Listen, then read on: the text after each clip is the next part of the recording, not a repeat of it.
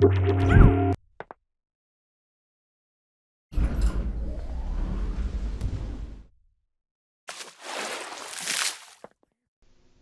so we are pretty much at this stage done with our face rig. We're just going to look at one or two just very small little end tweaks, little items of finesse here that we're putting on this fella. Firstly, we've done this eye under arch setup here that you can see. Sometimes or oftentimes called the zygomatic arch, as it runs over the zygomatic bone, which is the cheekbone.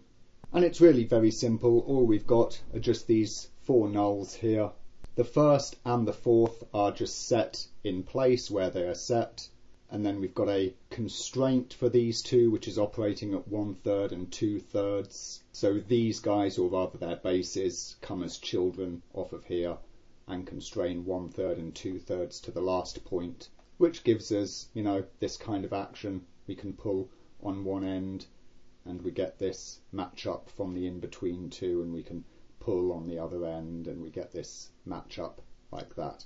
There's no kind of spline system here. This is basically the same as we did on the nasolabial fold, or of course on the lips in the basic rig.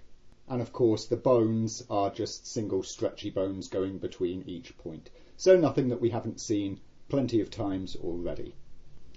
What we do, of course, is we put this first bone here, just running up into the nose area there, and of course that gives us this nice little stretch, so as we can, sort that tweak out. And this movement that we're seeing here, this occurs in a few places. It can occur during a sneer.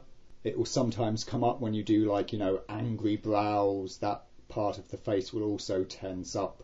The reason that we don't automate it into either of these actions is the fact that it doesn't have to.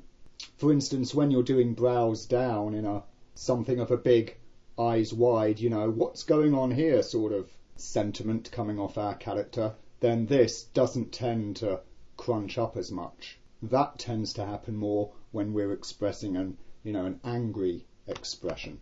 So for that reason, we leave this unautomated and under the control of the animator.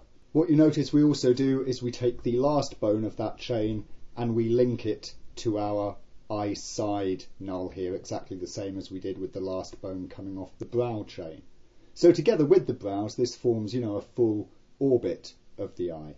What we also do in addition is to work in a little pinch there at the side. You remember when we did the brows, we had the pinch upper there to get the little bulge and wrinkle. We do one for the lower couple of wrinkles as well. And of course we link that in to the stretch of this bone, which of course we can just add to the compound that we already had, the eye side pinch. We just add that in here, so we've got the eye arch 5 bone and of course the brow 5 bones there. And what this means is that when we're deforming this, if we want to, look at that, we get a beautiful little fleshy wrinkling bunching of the crow's feet at the side of the eye there. Works out beautifully. As well as of course the same if we were to be bringing this up like that. So when we come into something like a smile, where of course this rail often lift up, we can have that going on there as well.